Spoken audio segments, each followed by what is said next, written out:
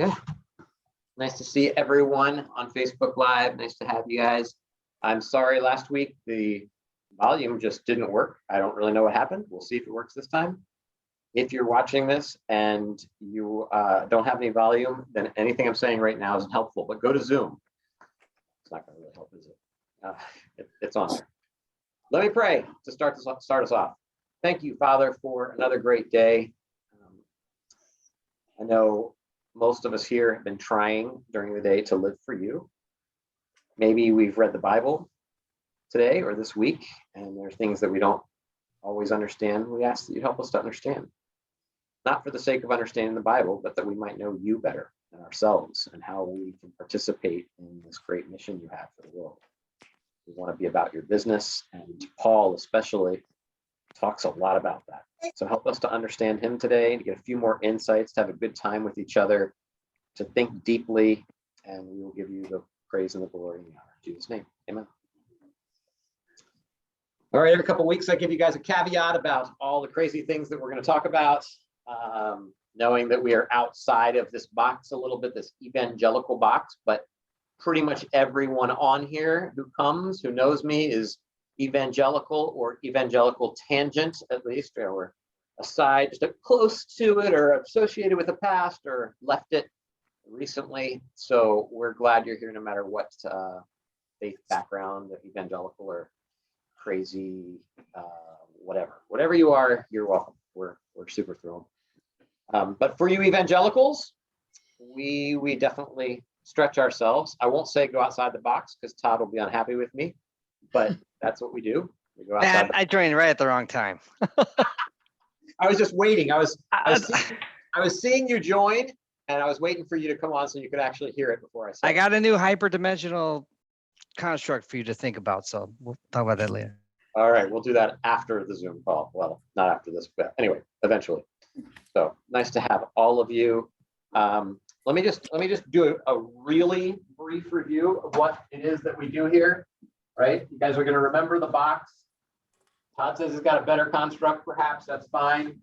But there are 4 boxes within the box. And one is community. Okay, and there are 3 points to community that we talk about. One is presuppositions. There are 3 points that we talk about there. And one is the Trinity. You can probably imagine what those 3 points are without thinking too hard, right? And finally, we deal with exegesis. Okay, and we talked about 3 things. So each of these contributes to the way that we do hermeneutics. And the first time, hermeneutics just means interpretation.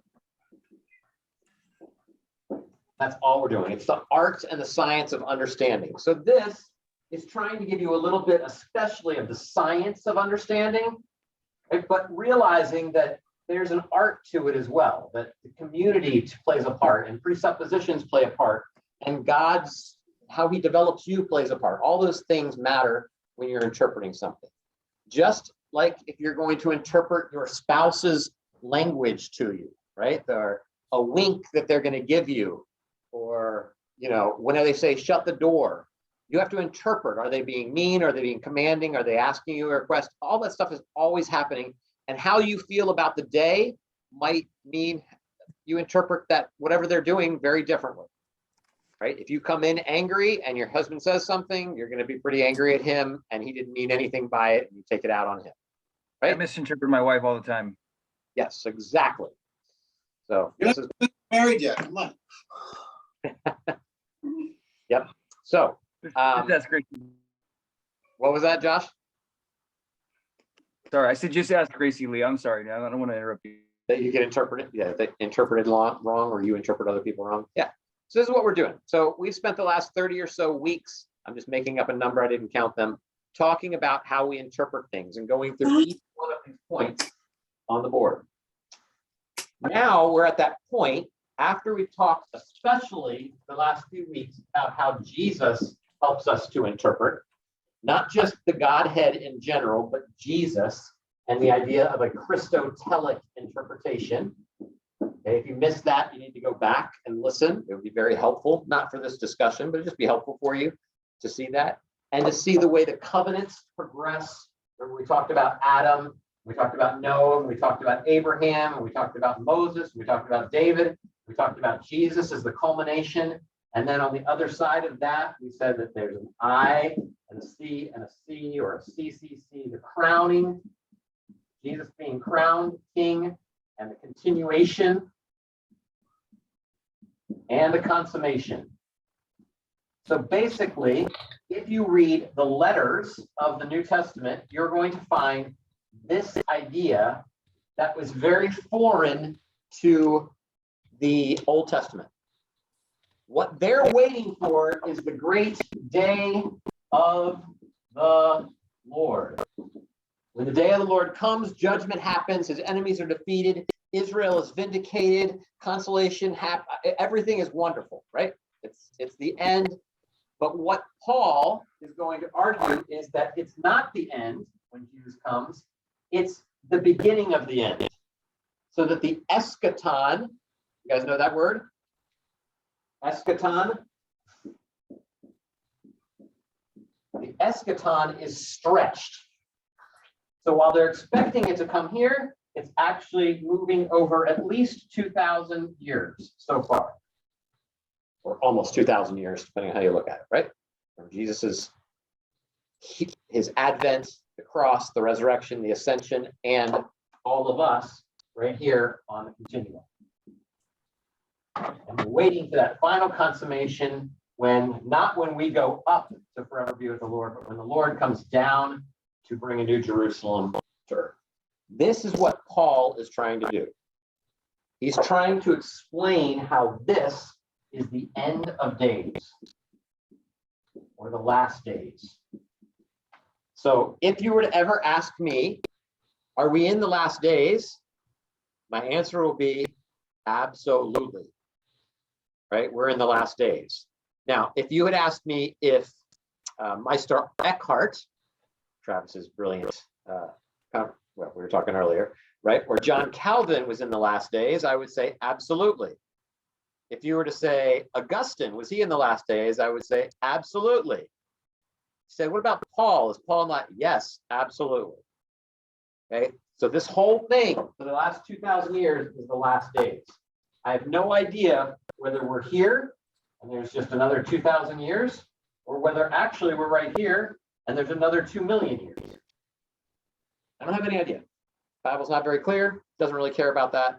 All we know is that it's going to be soon, 2,000 years later. Soon, right? Stretched. Okay. This is the theology of the epistles, and the epistles are what we're talking about today. So we've moved from this big picture thing to now talking for the next 3, 4, I don't know, 5, 6 weeks, not sure exactly, to talking about particular genres.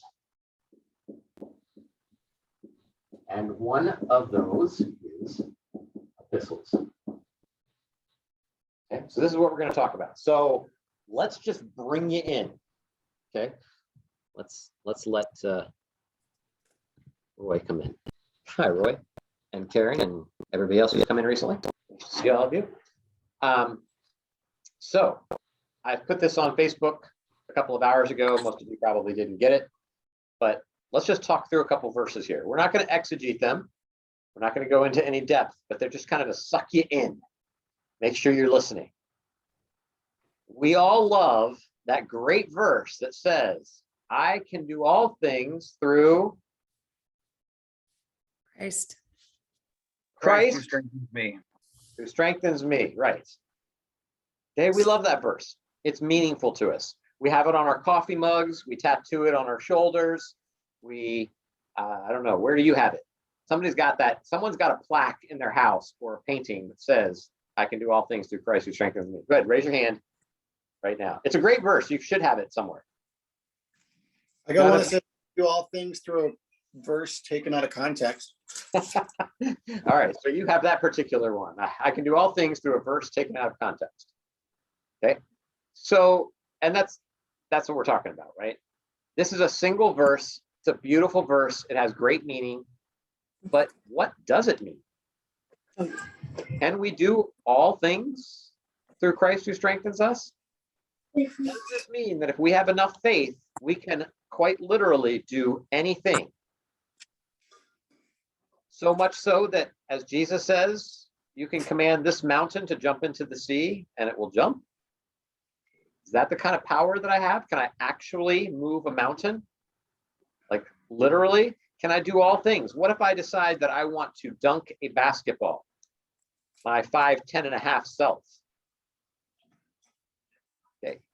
If I just have faith through God. Jason, Go ahead, Josh. What?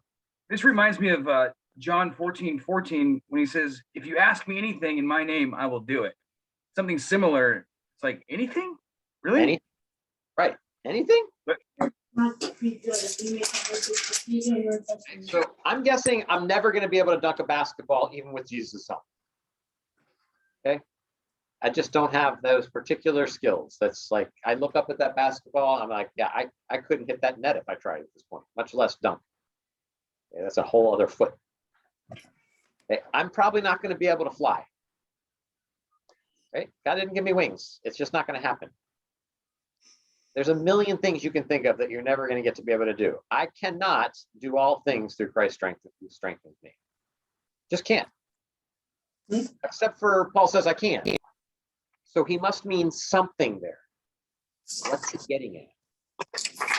That's, and you don't have to answer the question, but these are the things I want you to not tattoo on yourself, but to stop and think. What is it that I can do and can't do? Is that what Paul is really trying to get at? Do verses really stand alone like that? Especially in a section like the Epistles, which we're getting to.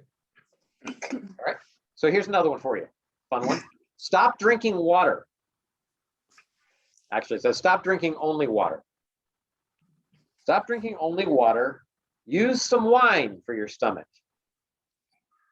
There we go. Sarah is raising the roof on that one. How about scotch? What was that? How about scotch? Yeah, it doesn't say scotch. It just says wine. So, nope, scotch is out. Okay, Pepto-Bismol out. Nothing, only wine for your stomach. So, what does that mean?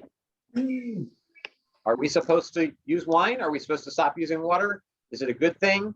I mean, most of you probably, if you grew up in the same kind of culture that I did, at least saw alcohol to be maybe not wrong, but certainly suspicious.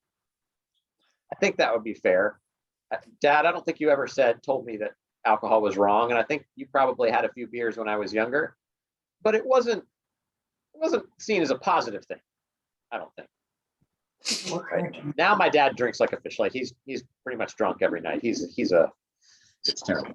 But I look hammered right now. Some people give their kids alcohol at local events. What was that about kids? Oh, right. No, I was there for that. That's right. Yeah. Pastor, supervisor. My guess is Sarah is drunk right now. Solid guess, Jace.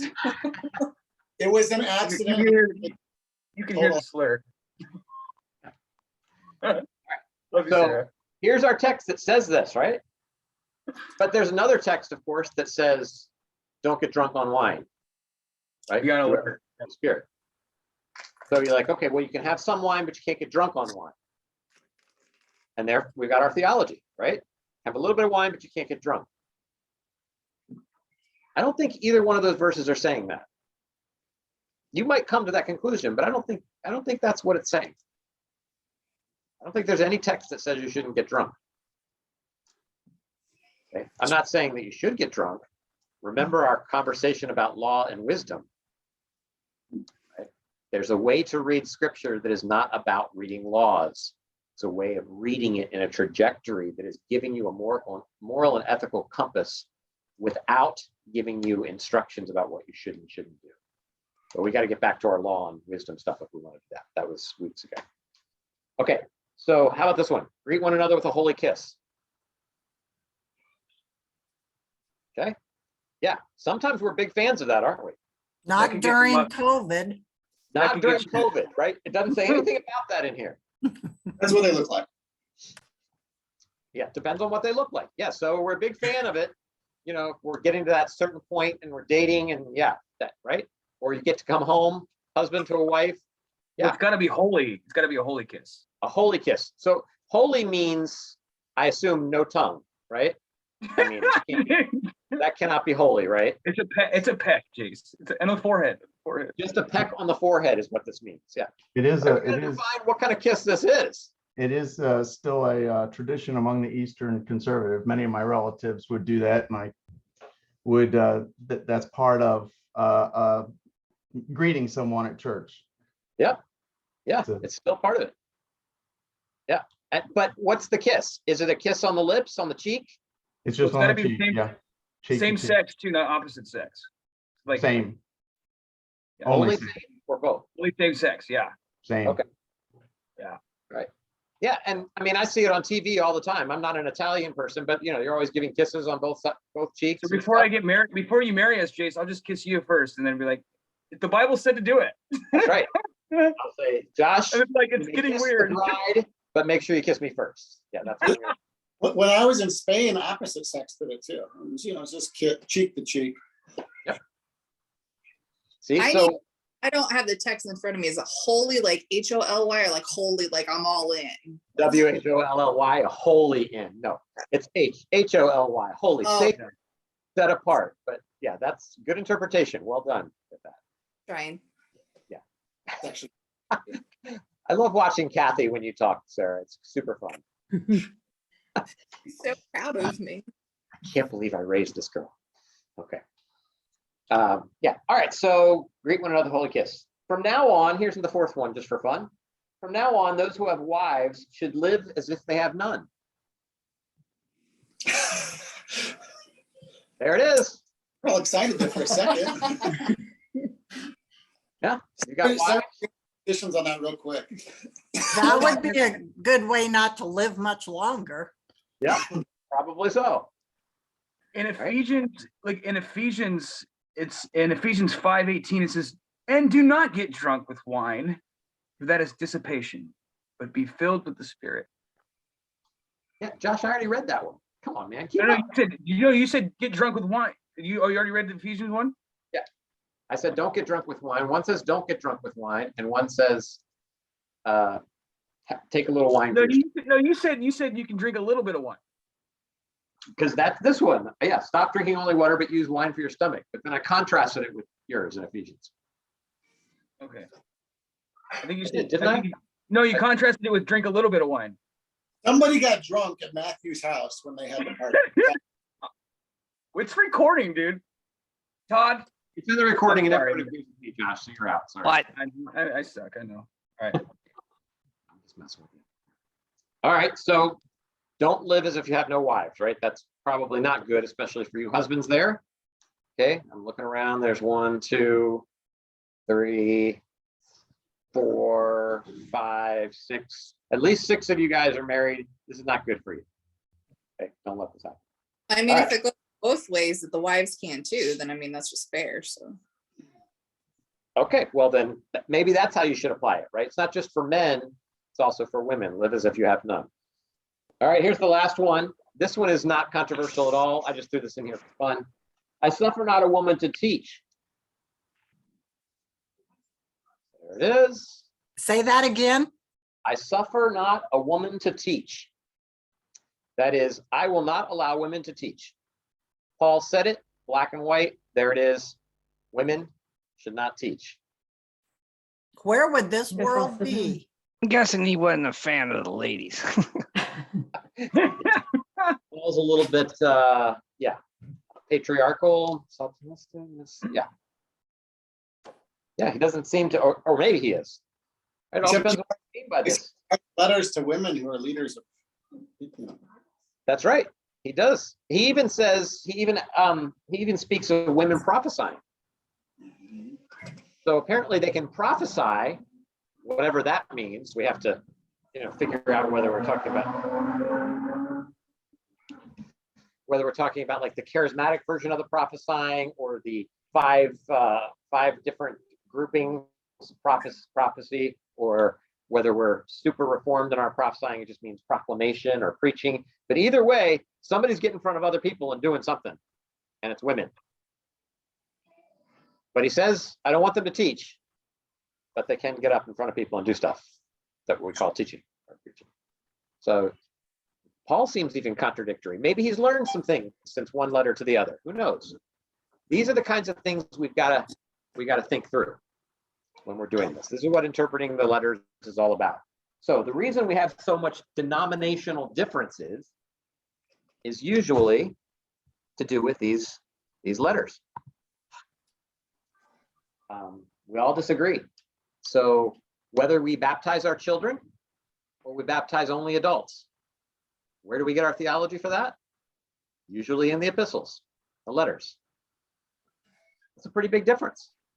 Whether we understand churches to have charismatic gifts that are open and available still today or not, mostly comes from letters.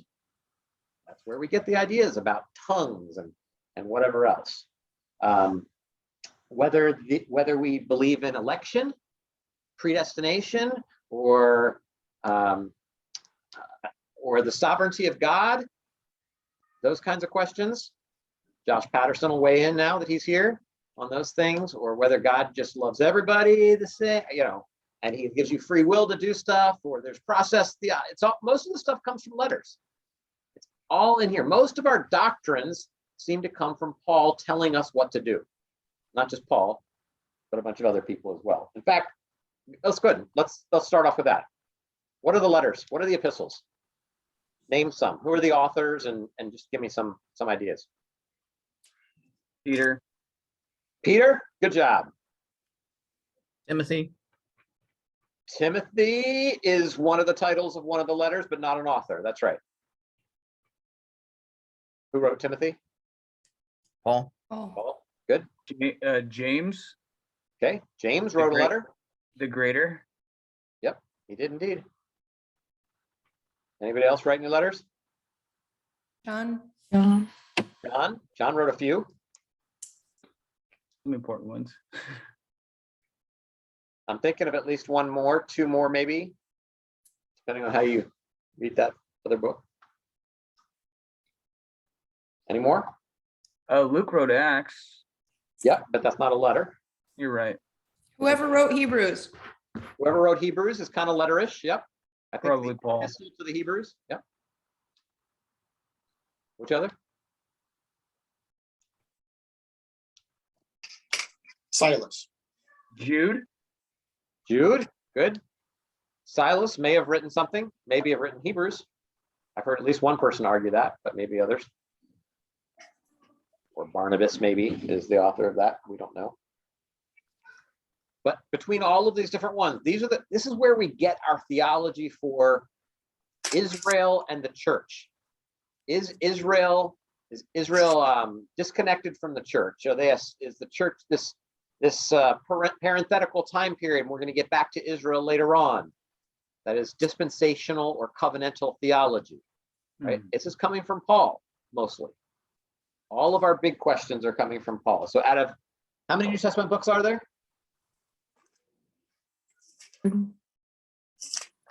How many? Take a guess, somebody. There's 27. 27. 27. Good job. How many of them are epistles? 21. Wow, nice job. And we have like five. How many? John, Peter, James, Jude, and Hebrews. And are there any letters anywhere else? The Old Testament has some letters too. There's a little part in the book of Jeremiah that's got a letter. You could argue for some letters in different places in the Old Testament too. And there's tons of letters that exist in pseudepigraphical texts, apocryphal texts as well, that are out there. We don't put those in our Bible, but they're still excellent texts. And they're written not to people, but to what? Local churches. Local churches. Excellent. Okay, really important to remember. We're going to come back to that in a second. But so what are some of the local churches they're written to? Like the Hebrews is not, I mean, it's written to a local church, but it's titled the Hebrews. So that's not a local church. Tell me. Ephesus, Thessalonica, Thessalonians, Philippi, yeah, Galatians, Corinthians. Philippi, Corinth. Good. Rome. Rome, right? Book of Romans. we almost want to think that if we had the letter it was responding to, like these letters got to be responding to other letters, if we could find those, because they're answering. They seem to be answering questions like we're reading someone else's mail. Yeah, you're jumping ahead, but good job. I'm sorry. For the introduction part. Well done, Josh. Maybe I'll just let you teach. Oh, dude, that would be a You would do disaster. awesome. You know all the stuff. Yep. There's only one that I can think of off the top of my head that's written to a person. Can you figure out who that one is? Philemon. Philemon. Yeah. Timothy. Nice. Philemon. Yeah, Timothy. Yeah, that might be fair. Of course, Timothy is the pastor of the church in Ephesus, right? I'm not an epistles guy, so I'm just trying to remember basic things. So probably written to Timothy so that Timothy would read that to others. Philemon probably more is a personal letter. As you read it, it's not talking about churchy things in it as much, but it is still, it addresses his wife, it addresses other people in the house, etc. So these letters have a disproportionate influence on Christians. We have 21 letters, 13 from Paul. And basically, our theology revolves around these things, where we get almost everything. And we don't have an understanding of what it is that he's trying to do. So we've set up this whole system of what we believe about angelology or hamartiology, right? Angels and sin. What we believe at pneumatology, Holy Spirit.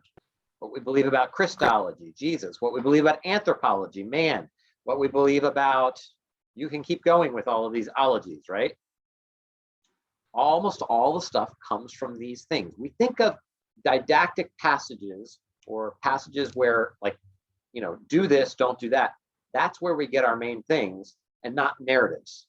I think of narratives just telling us history, but these are telling us what we're supposed to do in life, which probably is not fair to either genre. So I'm going to tell you two things tonight, okay, that you need to remember. And under each one of those things, I'm going to give you a couple of other points. All right. The first thing is you have to realize that these are letters. It's that simple. They are letters. That means something. Epistles is just a fancy word for letters. Right? That's all it is. So we call them that to distance, we call them epistles to distance them from our understanding of a personal letter. Because our letters are a little different, right? We do things a little bit different. When we write to someone, we're not usually writing to a whole large group of people in our letters. Sometimes we are, but not very often. We're not probably trying to influence them for great change or to teach them some sort of theological doctrine. Usually our letters are more personal, or maybe we're trying to persuade them, like a company, to give us our money back or something like that. But they still look very different than these particular letters. And these letters, What if I wrote you a letter and you're gonna read it to this group, and you decided to pick one sentence out of like the middle of it? And like, I can do all things through Christ who strengthens me. and then you just take it, and you're like, you guys get it? It's like, Put this on a coffee mug, for crying out loud. Yeah, exactly. That's there's the CEOs that run their company. So these are more stylized. Paul's, Peter's, etc. They're written with, ours, have scratch marks through them, and we just write train of thought. Sometimes you see that in Paul's letters, that he's just kind of going off. In fact, sometimes you get this feeling that Paul's like on this roll, and he's got a sentence that's like 9 or 10 verses long, and you don't know whether he's really trying to do theology or he's walking back and forth. He's pacing like Travis is. He's getting his steps in, right, while he's doing things. He's walking back and forth. And maybe Silas is over here writing stuff down, and Paul's Paul's starting to get really excited about what he's talking about. Tell them this and tell them this. And he's just writing it all down as quick as he can. Sometimes that happens, or it feels like it happens. I don't really know for sure. But most of the time it feels like it's very stylized. It's been thought through. That maybe Paul said, I want you to get this content out to them. And someone else wrote it down and thought through how he's going to write it down. To the point that sometimes there's like an introduction and a conclusion that match each other in some brilliant literary technique there. And there's a parallel thing in the next lines and then the next lines. That's some stylized stuff. None of you are doing that in your personal letters to people, I assume. You're just writing. Really appreciated having lunch today with you, right? Real simple. These are just much more stylized, and they have a wider audience than you send to.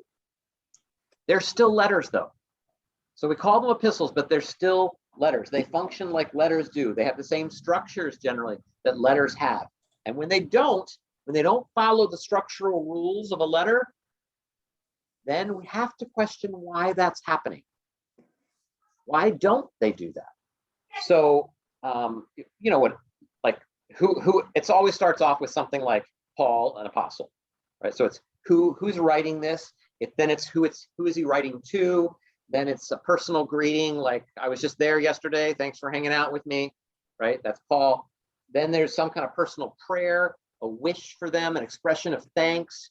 Thank you for holding firm to the gospel. You've read these epistles, so you know kind of what's in there. And then there's the body of the letter, which is all the content, all the stuff that he wants you to think about, to know, to persuade you about.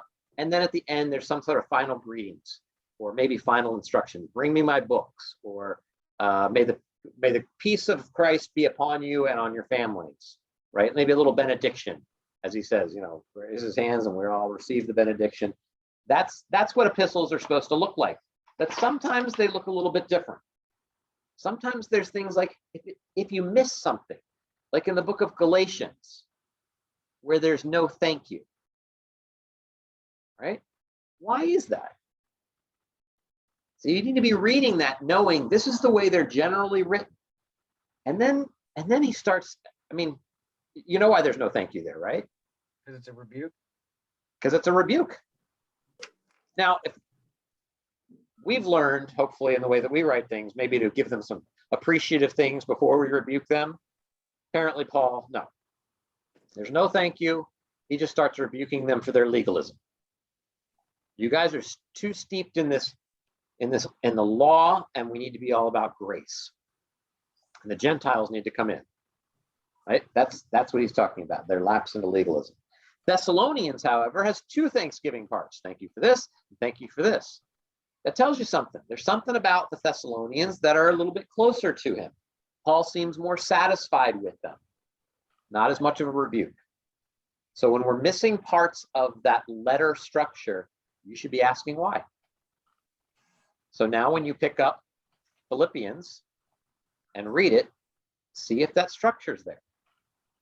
Instead of just reading it for that verse that says, consider it all pure joy, my brothers, when you fall into various kinds of temptations, give it more. See what the whole letter is trying to do.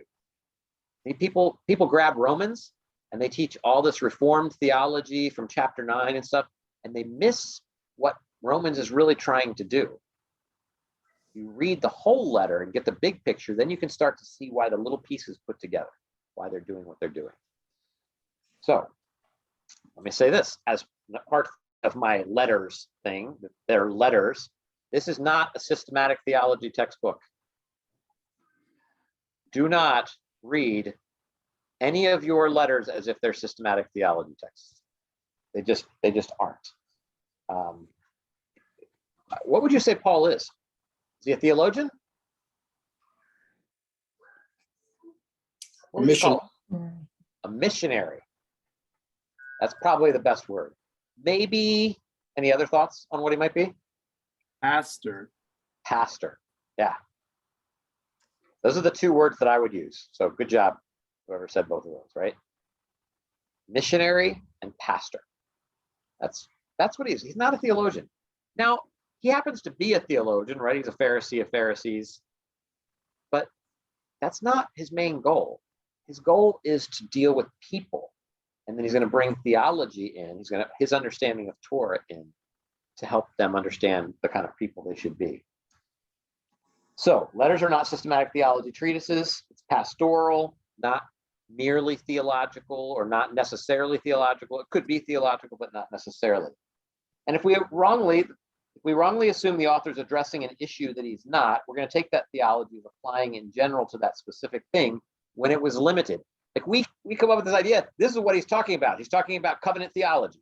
This is what he's talking about. And then we put that into that spot, and that really wasn't his point. He wasn't trying to get to that. So what it does is it gives us a window into the shape of the theology, the ethics, and the way that the leaders related to the faith community. Okay, so it's giving us a picture of what Paul thought about at his time. That's what's happening here. A window into the shape of the theology and ethics without giving you a systematic theology structure that stands or falls with Paul. Now, you might remember we talked about trajectory hermeneutics in the past, right? And I argued in that long time that we spent dealing with that maybe Paul, Peter, James, John, Jude, maybe they're not our final ultimate ethic. That we're not necessarily supposed to be listening to them as here is the way that we're supposed to live our life. That's part of what I'm saying in this. This is not a doctrine book.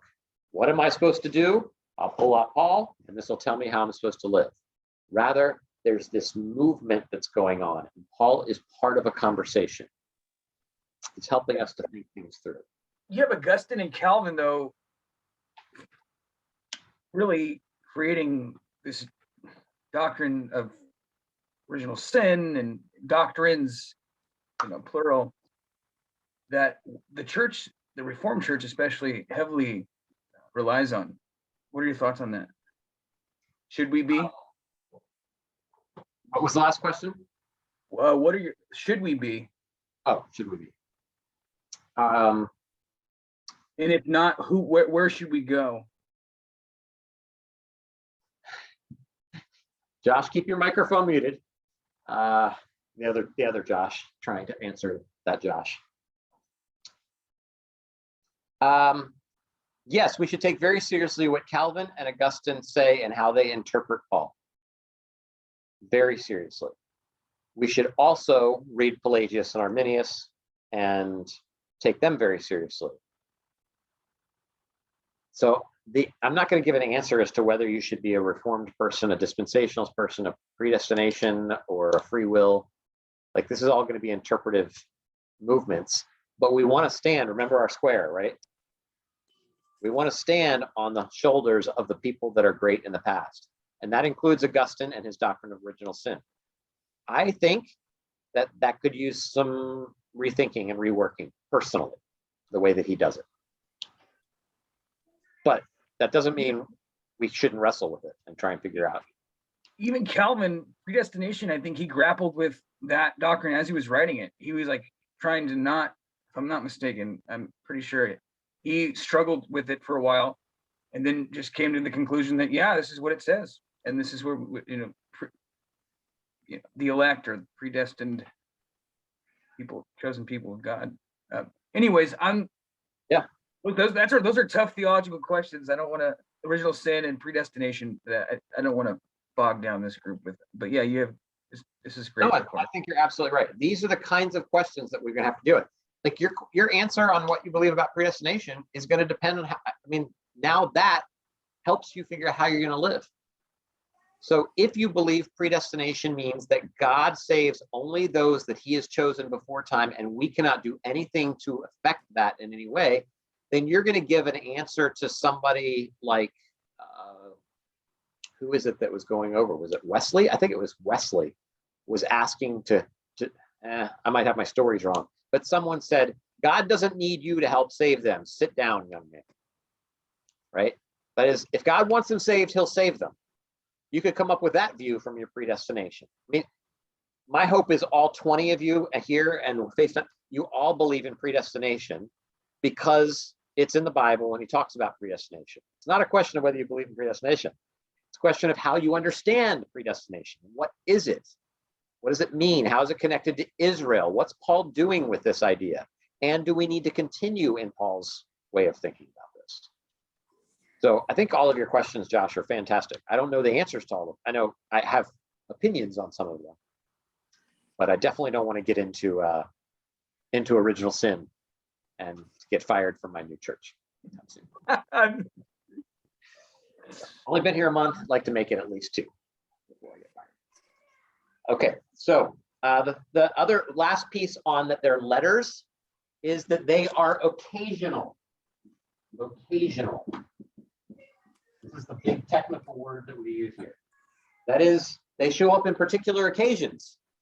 They're not written just as, again, systematic theology textbooks or ethics, morals textbooks. They're written to answer a question. This is what Josh was just saying, I don't know, 10 minutes ago, right? Aren't these letters in response to letters? Wouldn't it be helpful if we had the other letters? The answer is, oh, so very much. Because we're playing this game of telephone. We're only hearing one side of this. We don't get to hear both. You know, not the game of telephone, but when you listen to somebody on the telephone, you're only hearing one person. And you have to interpret what the other person is saying because you can't hear them. You can just hear the person in the room with you who's talking on the phone. That makes sense? Did I make sense of that? Everyone's looking at me kind of weird.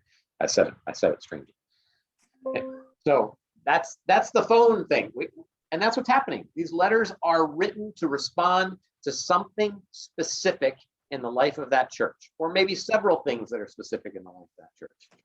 And we're only hearing one side of it. So they're written at a certain time to deal with a certain occasion. If you read through, good. So for instance, if you read through, let's say somebody 200 years from now reads through my text messages with, which sons do I have here? Davin, okay? All right, so I'm hanging out with Davin and I'm on a text thread with him, and we're talking about how incredible the Mach 27 suit of armor is. Am I getting this right? Okay. The repulsor rays and how it moves with his mind now, right? And someone else is reading this, and they're only reading Davin's response to me. What is he even talking about, right? They don't have any clue that we just went to see the movie Iron Man and we're going back and forth talking about Tony Stark's new armor and whatever it looks like. You're only getting one side of the story. So, and it's something that in 200 years, maybe no one's going to know anything about Iron Man. Lost to history. This is what we're doing. Especially, can you imagine reading 2,000 years later? People are going to read your mail someday, and it's going to make no sense to them. You're living in such a different world. Okay. So now, I will say this, though. Remember also that these letters are delivered from one person to another. Paul might write it or speak it. Someone else writes that down, what Paul's saying, and then that person or someone else is going to take that letter to that place. You can't email it, okay? Postage is not going to make it very quickly. So usually someone is going to take the letter to that church. So someone like Priscilla, for instance, is going to show up in Ephesus and read this letter out loud to the congregation, probably. Not only are they going to read it out loud, they're going to be able to stand there and explain some of the things that need to be explained because they were with Paul when he wrote it. They know what he was trying to get to. Maybe they were the ones who actually wrote the letter with Paul, telling them what to say. So they know what it is. We don't have that person. They had that. They probably said, excuse me, Priscilla, could you explain that right there? And they're like, okay, yeah, let me explain that. Now we've got commentary on Paul's stuff. But we don't have any of that. So we have to remember that these are occasional letters. Nothing really profound here, right? But sometimes we read the letters quickly as if they apply to us. We need to remember that they're talking to a particular group of people at a particular time, trying to wrestle with them. And this is the number 2 thing. They have a context. Everything that's written has a context. You should have gotten that from your hermeneutical box 1,000 times, right? Everything has a context. So it has its own context first.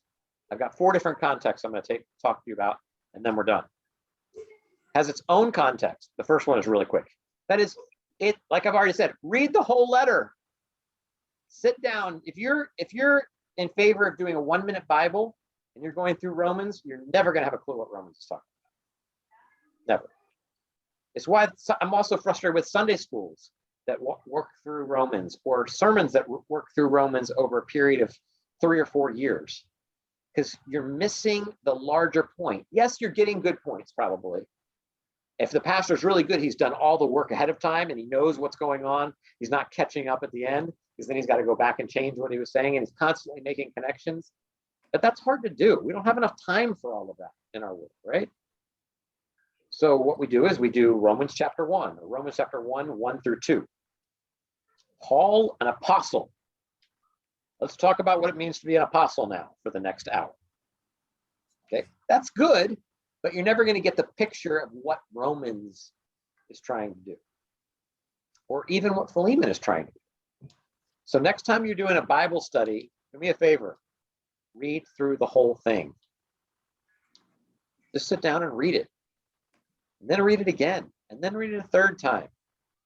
Just keep reading until you get the feel for what it is Paul's trying to wrestle with, why he's writing this. And that is hard with books like Romans. It's hard with Corinthians, right? Because these are really, really long. Galatians gets a little easier. Yep, Ephesians gets a little easier. And then amazingly, they get shorter and shorter. I don't know if you've noticed that. Yeah, okay. You're good. All the way to the end, where they're the short and the super short. Because they're in order like that. So anyway. Almost like they put them in there. Almost like they edited the scripture in order to go in that particular order. Exactly. Nice that that corresponded with how he did them chronologically. Oh, wait. Yeah, it doesn't work that way. Yeah. All right, so they are, so I want you to read the entire letter just like you would if your long lost love wrote you a letter. A good one, Reverend Dr. Jace Broadhurst, is the book of Colossians is answering the Colossian heresy. So it's actually it's kind of a rebuke, but it has a beautiful poem in there, Colossians 1:15 through 20. Anyways, okay. But it's like 4 chapters. I think it's 4 chapters. If I'm right, but that's the occasion. Yeah, it's answering that occasion is a heresy. I think it's a Gnostic heresy, but you probably know more about Colossians than me. When I read Colossians, I just hear Ephesians over again. It's like the letters are almost the same. It's amazing how repetitive the stuff is in that particular one. Yep. So anyway, read them like you would your long lost love, I was saying, or the letter that your wife goes away for a couple of weeks and she writes you, or your husband goes away. You're not going to just I'm going to just read like a little teeny paragraph right now, and then tomorrow I'm going to read another paragraph, and the next day I'm going to read another paragraph. No, you want to feel like you're excited to read what the message is, and these are. I mean, in some sense, they're love letters to them, which include rebukes, of course, but also in a sense because they're written not to you but for you. They end up, if you interpret them correctly, being love letters for you. So, first set of context is its own context, its letter. Don't take little tiny pieces out and put them on your coffee mugs and your tattoos, okay, and your t-shirts. Get the whole letter, get the whole context of what's going on. Also, let's talk about Greco-Roman. So that's, let's see, its own context, but Greco-Roman context. Greco just means Greek. Greek and Rome, Alexander the Great, and then he gets conquered by Rome. So it's that time period, that Hellenistic time period. Hellenism just means Greek. Okay, remember Helen of Troy? You can trace all that back in your history. But that's all Hellenism is. It just means the Greek period. So Greco-Roman from, 300 BC till 100 AD, right? This is when Greece and Rome are in power. That's the context that this is written in.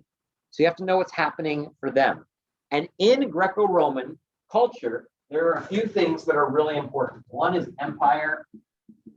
One is honor and shame.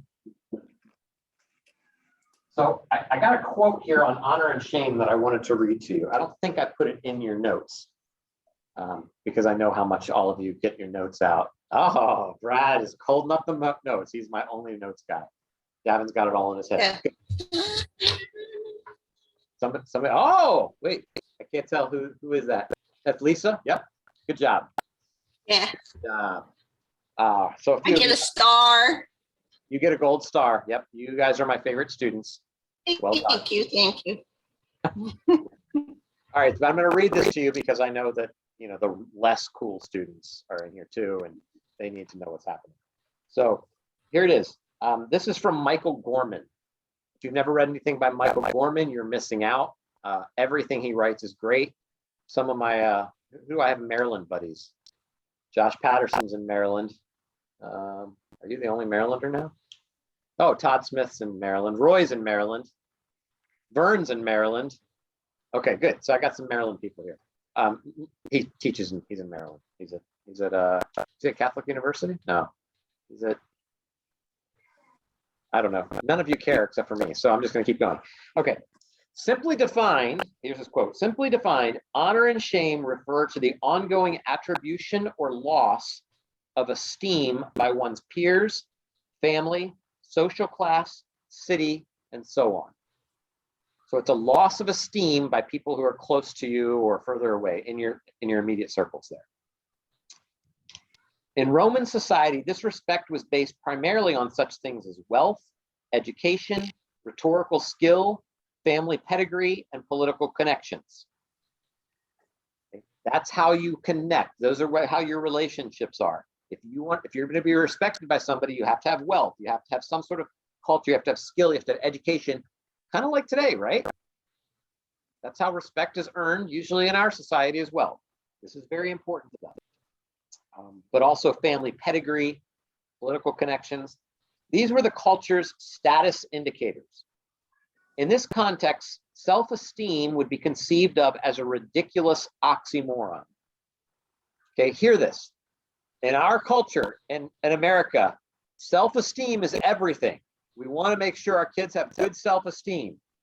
We want to make sure, and we teach each other, like, well, you don't have your self-esteem is not, you feel valueless. You need to have more self-esteem. In their world, that is absolutely not. That has no relevance to them.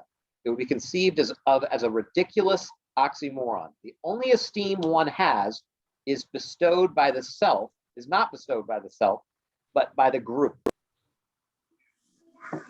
Okay, so the group is the one that gives you esteem. In this environment, peer pressure is not negative or something to avoid, but is viewed as appropriate and welcome. Does this all make sense? This is a completely antithetical world to the one we live in. And here we are trying to interpret this text as if it's our world and the way we think of things. They think in terms of honor and shame, but what they gain honor from is completely different from ours. What they are shamed from, it's all based on what other people are giving them. So we care very much what other people have to say. We teach our kids, don't care what other people have to say. You just be yourself. They would say, what? No, you absolutely have to care what everybody else says. That's how you gain honor. Does that make sense? And honor and shame is the most important thing in these cultures. Not just 2,000 years ago, by the way. There's a ton of honor shame cultures today. Okay, especially if you head to Asian cultures, very big. Gracie's nodding her head. She knows what I'm talking about there, right? Honor shame. We don't even know what it means. Honor your father and mother. We're like, you mean obey them? Right? Yeah, Davin has no idea what that means. Right? It doesn't mean obey. It's so much more than obedience and submission. It's respecting, revering. It's making sure that the esteem is given by them and not by yourself. Like Disney has changed us, right? Even our Asian versions of Disney princesses, we're really happy about them because they are bucking the system and falling in love with their true love instead of going where their parents want them to go. That is an American-centric idea or a Western idea. Okay? The rest of the world doesn't think like that. They think about the group. So when Paul is talking, we need to remember those kinds of things. Whether it's right or wrong, it's part of the culture. It's the way that he's writing. Glory is another one of those kinds of words. So when Paul uses words like doxa in Greek, glory, he has other things in mind than what we're thinking. It's a rank word. It's an honor word. The word glory. So this is a your neighbors will think you're crazy kind of a word. Here you are, you're choosing, he's saying, the glory, you're choosing to have no status over having status. This will be one of Paul's main messages, right? Which is mind-blowing for what they're trying to think there. Jesus chooses servanthood over fame and gains glory. But you can't gain glory by choosing servanthood. It doesn't compute. That's not how you get it. So what he's saying is scandalous. It does not make sense. And the gospel itself is scandalous. Because in the gospel, everyone has the same value. If you're reading the epistles, if you're reading Paul, you need to remember, this is probably one of the key points that Paul's getting to, is that everyone has the same value. I could say it another way, right? That the Gentiles are equal with the Jews. That's Paul's main message. That's the beauty of the gospel. That's how the gospel applies. You might even argue that is the main piece of the gospel.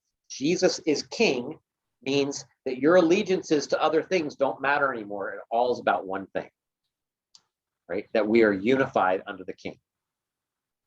That's a pretty good definition of the gospel in one sentence, right? Unity under the king. Allegiance to the one who has given his life for us. Together. Together is important to all that. Okay, so, and in this Greco-Roman culture, I said also that there's empire. Now I'm going to talk about that more when we get to the gospel section of all of this. Perfect. That's how much time I need. 15 minutes. Thanks, Travis. Because there's this cult that has grown up around the emperor at this time in Greco-Roman culture. So the emperor he himself is the Lord. That is a title that he would take for himself. So there's actually writings, and we'll talk about this. I promise I'm going to get to it, but not today. Like the good news of Caesar Augustus, the Lord. Like there's writings about that. The good news. You know what the good news is, right? The gospel. The gospel of Caesar Augustus, the Lord. Like that's pretty significant. And so Paul is writing in here about the good news, not of Caesar Augustus, but of Jesus Christ. So he's grabbing hold of this whole Greco-Roman culture that they're listening to, and they know that the good news is about Caesar Augustus, who has brought the peace, right? The Pax Romana, the peace of Rome. He's done all that. We know who he is. He's great. He's our Lord. He's the master. And now Paul's like, nope. The major piece of the epistles. He's not the Lord. Who's really the Lord is Jesus. So this Greco-Roman culture is going to bring in this honor and shame world and this empire world. These are two major contexts, in addition to its own context, the Greco-Roman context. It has a third context. I've actually got 4 contexts here, so I need 2 more. Okay, so we got this one, we got Greco-Roman, and the third one is Judaism, right? Because Paul's a Pharisee. Paul's a Jew. He lives in the same world as the Jews because he is a Jew. Now he's also Greco-Roman, right? He's a Roman. So he lives in that world, but he also lives in this Jewish world. And Judaism has a context. And you know this context because you've read the Bible before, probably, most of you. So the context is something like, if you go back to your Judaistic history, something like mankind is created to co-rule with God, right? That's what the creation story is about. I've created representatives of me on earth. And then maybe point 2 is going to be something like a failure to mature in the way that they were hoping, the way God intended. That they would learn wisdom in God's way of doing things. And then Abraham, the father of many nations, comes along. That's our, he's our rescuer. So let's see. Created as representatives to rule. And then failure to mature. Tom Wright talks about this in 5 acts. I couldn't care less how many acts you have, but the idea of thinking of this in certain acts of a play is very helpful. Okay, rescued. This is dealing with Abraham. Abraham is meant to be the rescuer. Let's get it back on track. It failed here. It didn't happen. Let's get it back on track. Abraham's the guy. So that's maybe act 3 of this story. Okay, and you might, maybe, I don't know, maybe you've got act 4 as like all the failure of all the rescuers.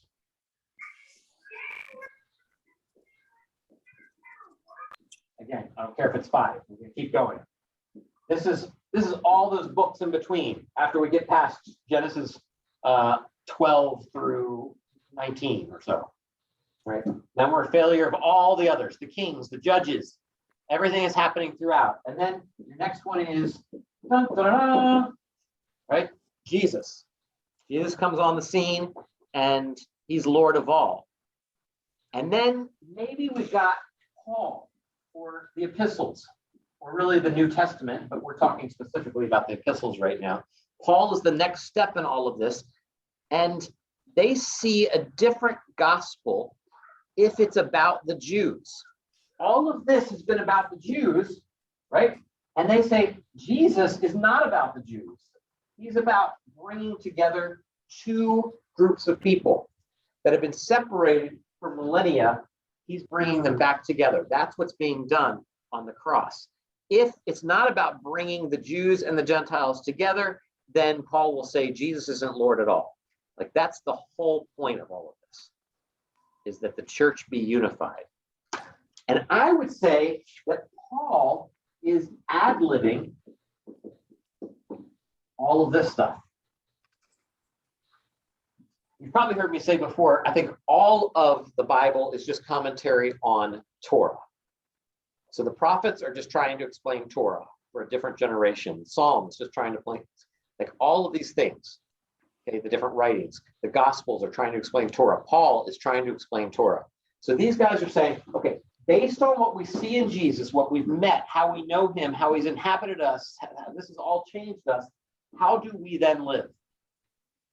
Francis Schaeffer would ask. How then should we live? Okay, and so he's ad-libbing.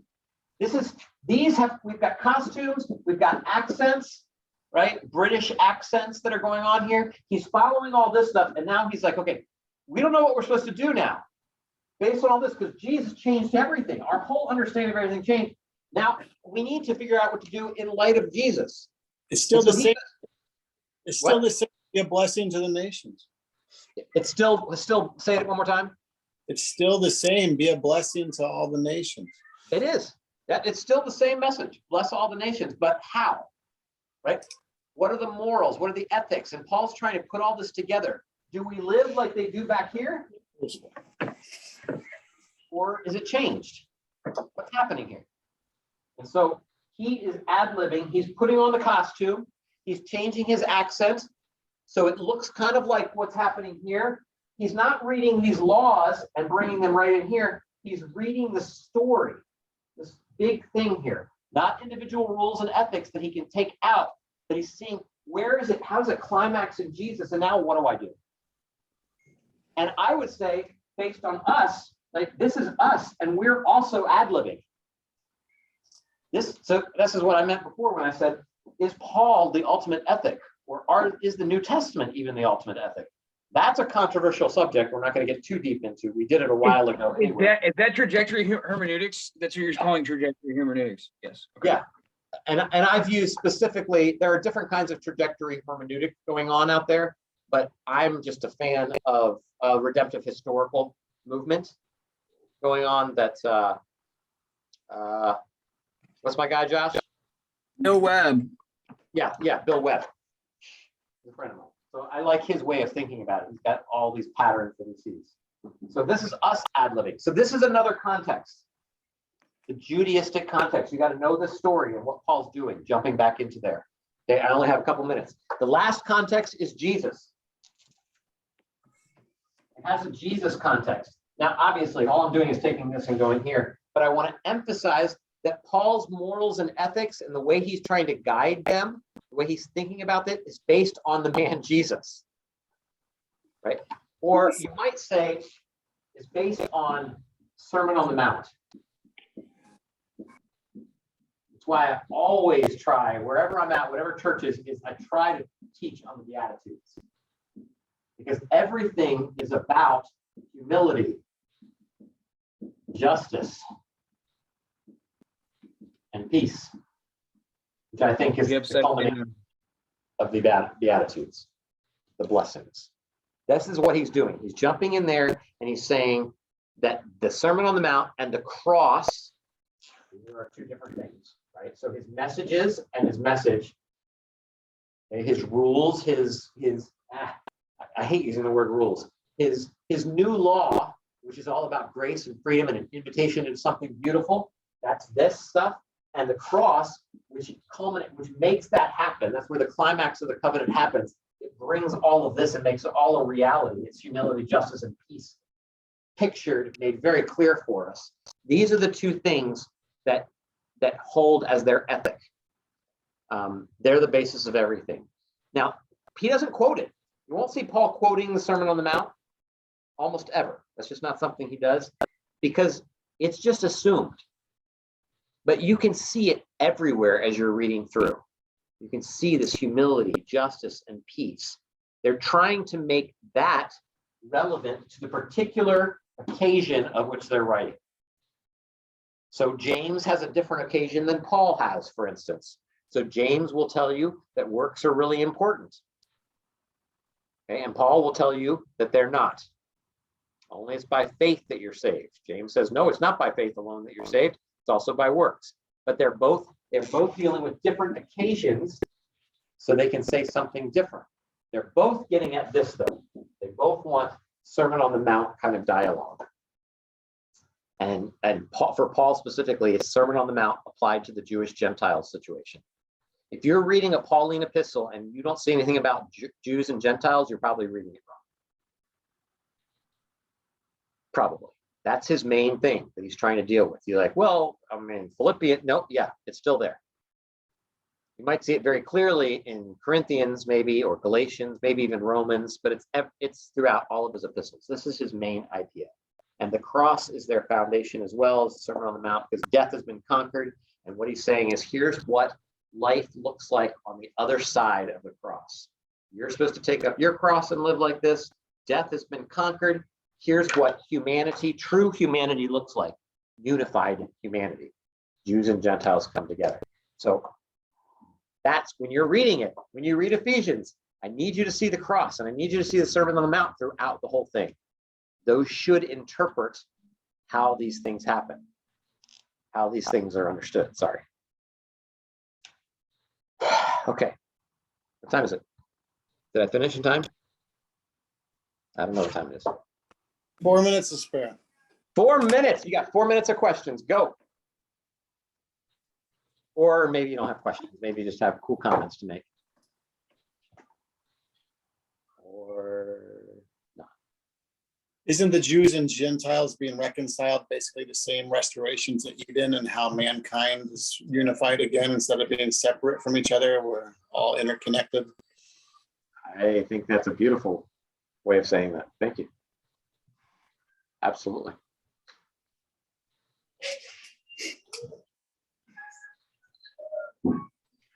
Other thoughts?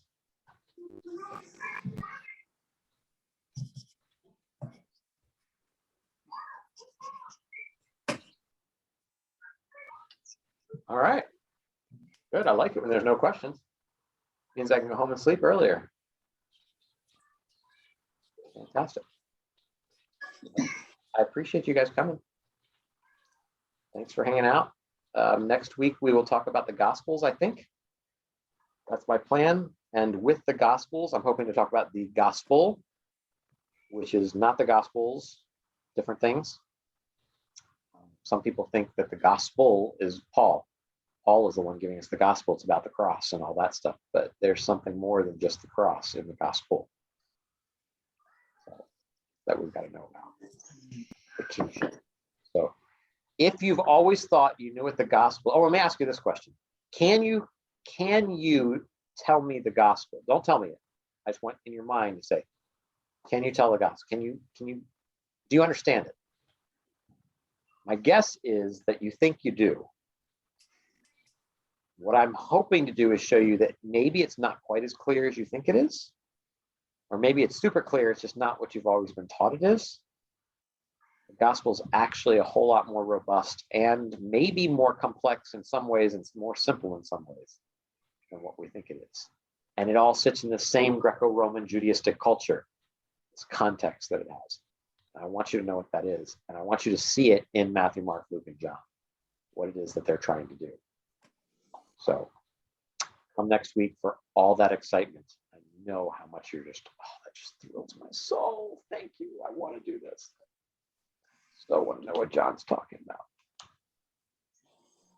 All right, go home. Those of you on California time, go get some dinner. Those of you, the rest of you should not eat. It's like 9:15. It's too late. You missed it. Dang it. Get to Time eat. for ice cream. Ice cream. Lent, Kathy.